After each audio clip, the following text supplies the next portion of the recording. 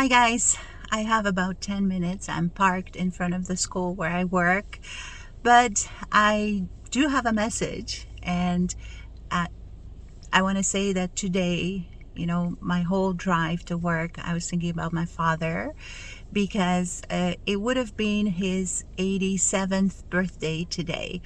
Unfortunately, he left this world when I was 19, but in his relatively short life with relatively, I would say, limited interactions with me, and I'll explain why. I think he has passed on some awesome, incredible, in fact, messages to me that have helped me throughout my life.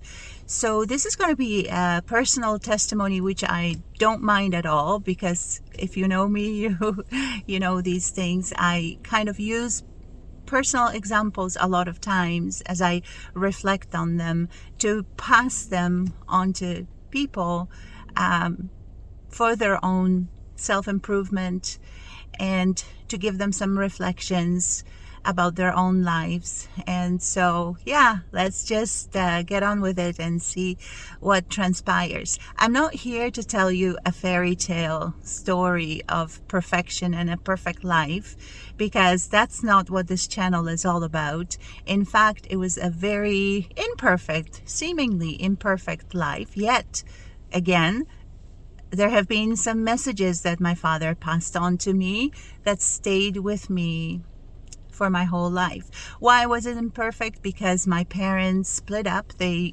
got divorced when I was 5. But number one thing, and that's probably the first message, they knew, both of them intuitively knew how important it is for them to stay civil and amicable towards each other, so I don't suffer throughout the process. And so, a lot of times, my father was actually in another city, so a lot of times he would come and visit, and they would have a nice civil conversation. There would always be tea or a meal offered by my mom, and I had this great feeling that the three of us are all in the same room. There were no arguments that I can remember. On the contrary, everything was nice and constructive. So that's one thing.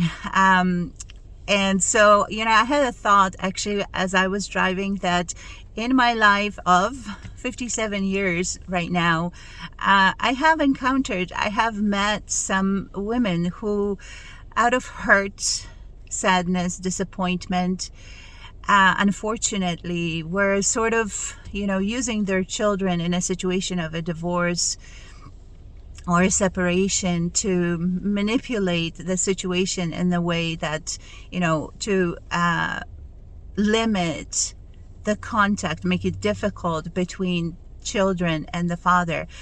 And please, if you are in that situation, don't do it. If you see situations like that around you, say something, because it really means so much for the children to have contact with the father, especially, the relationship between father and daughter is so important, and it really defines you later on. It defines who you are in life. And now I want to say about a couple of things that have stayed with me. So the thing number one is, my father once told me, and I think I was 17 or so, he looked at me, and it was a compliment about my physical appearance, but I think it was more than that as well. It was the whole thing. But it started with physical appearance, and he said, you're awesome, you look great. And I'm not here to praise myself, not at all. Listen to the message.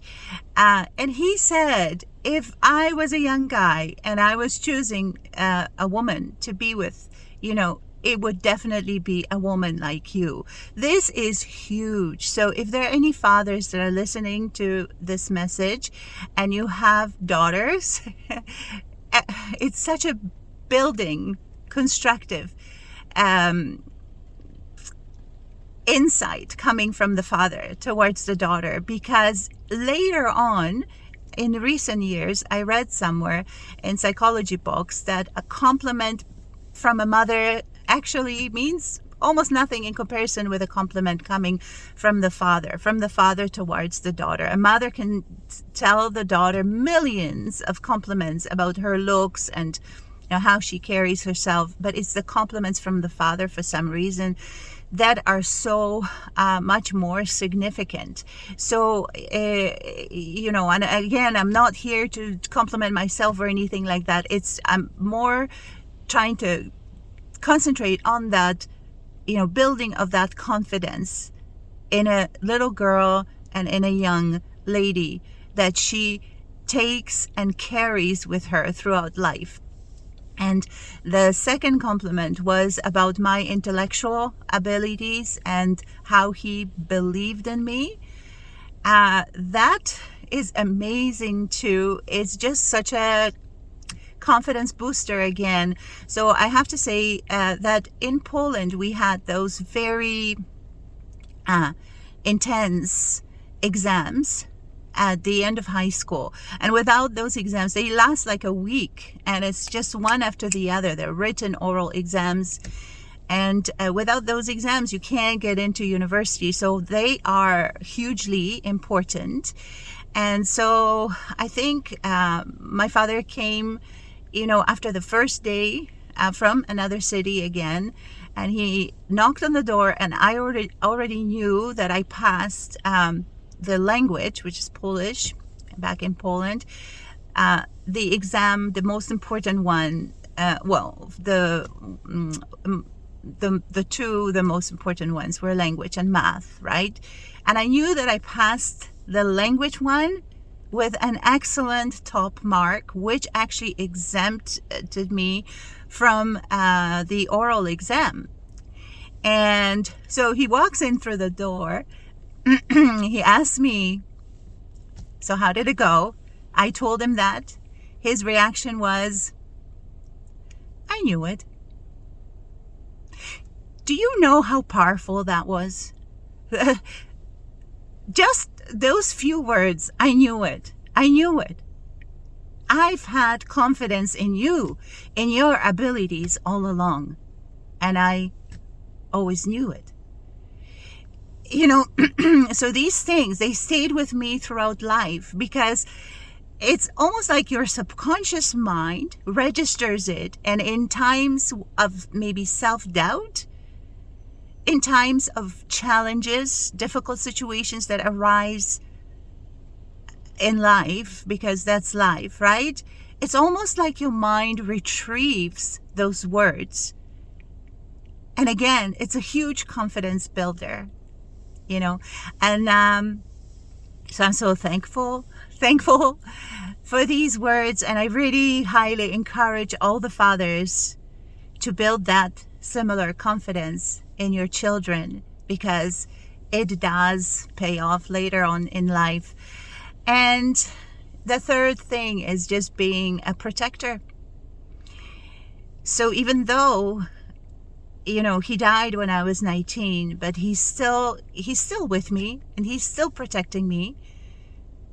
Why? Again, because something that he had said to me, once, if anyone ever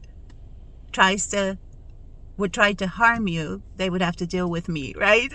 A very, very masculine kind of approach, but simple, but it works, right? And I've always known that I could rely on him.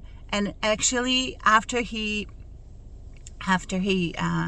was no longer with me in this physical realm, I've had quite a few dreams about him, and he kind of foretold that I would emigrate out of Poland, because I had a dream, and I would specifically be in this continent of North America. I didn't know exactly where, but in my dream we were just far, far on the other side of the ocean, and he was telling me that this is where my life would be. And so I think that protection has always remained with me. And I have had other dreams as well, where he shows up in situations where I need him. And I think again that if you're a father of a boy, young boy or young man, then the role is a little bit different, right? It's just to teach him, to give him all strategies for him to become that protector.